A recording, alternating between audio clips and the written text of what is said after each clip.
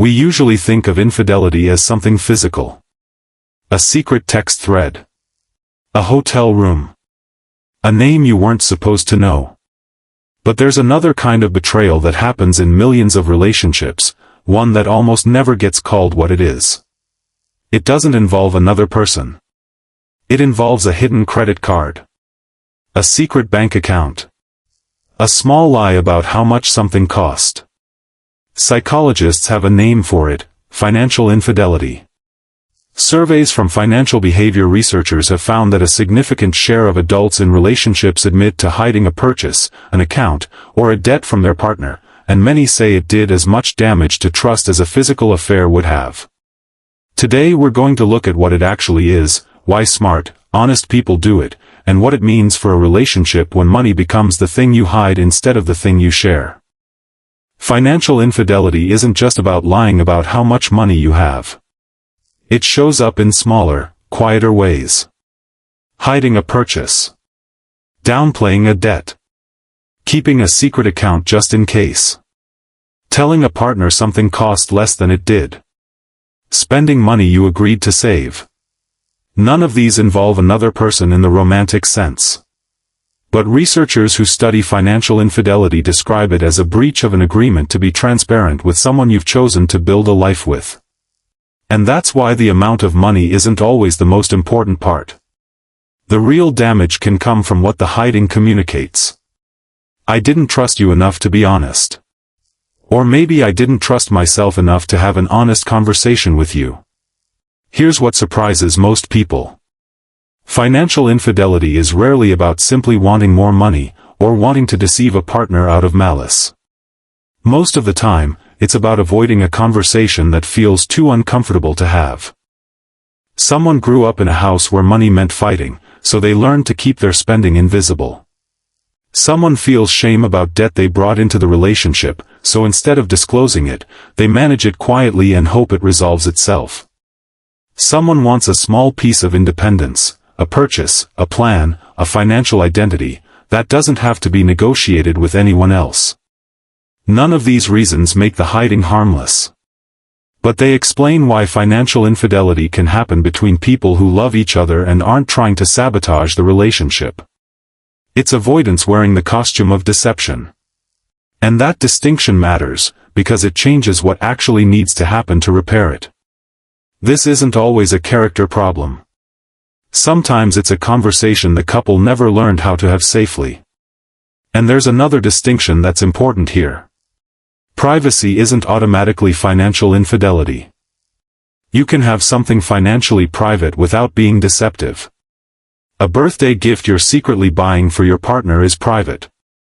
Having a personal account that your partner knows exists can be private.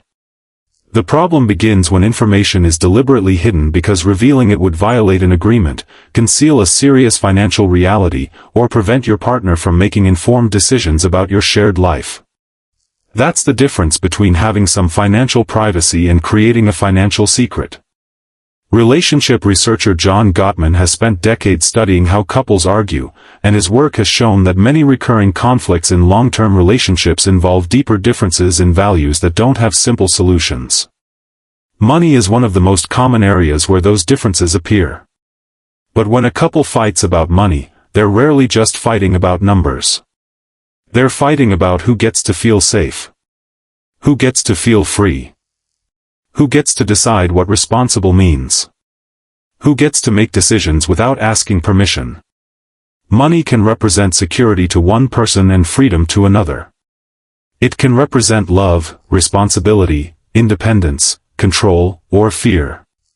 So when one partner hides money, they're sometimes trying to protect one of those things, their sense of freedom, their sense of safety, or their sense of self, without having to fight for it out loud. The hiding becomes a workaround for a conversation that feels unwinnable. But that workaround has a cost. The moment financial infidelity is discovered, something shifts that's bigger than the money itself. The betrayed partner doesn't just recalculate a budget. They recalculate the relationship. If this was hidden, what else has been? And that's where the psychological damage can become much larger than the original purchase or debt. The betrayed partner may start checking accounts more often, rereading receipts, looking for inconsistencies, needing repeated reassurance. It isn't necessarily about wanting to control the other person. It's the mind trying to re-establish predictability after discovering that the story it believed wasn't the whole story. This can create a kind of hypervigilance we also see after other forms of betrayal. The person isn't simply asking, "Where did the money go?" They're asking, "What else don't I know?" And that question can be incredibly difficult to turn off. This is why financial infidelity deserves to be taken seriously, even when no one else was involved. Trust isn't only broken by who you're with. It's broken by what you're honest about. But here's the hopeful part. Couples can rebuild trust after financial infidelity. And rebuilding doesn't require perfect financial habits. It requires transparency becoming the norm instead of the exception. That usually starts with regular, low-stakes money conversations, not just crisis conversations. Talking about spending before shame builds up, not after something is discovered. Talking about debt before it becomes a secret. Talking about what each person needs to feel financially safe and financially independent. And naming the fear underneath the hiding: safety, freedom, judgment, embarrassment, instead of only arguing about the behavior itself. One more thing is worth saying clearly.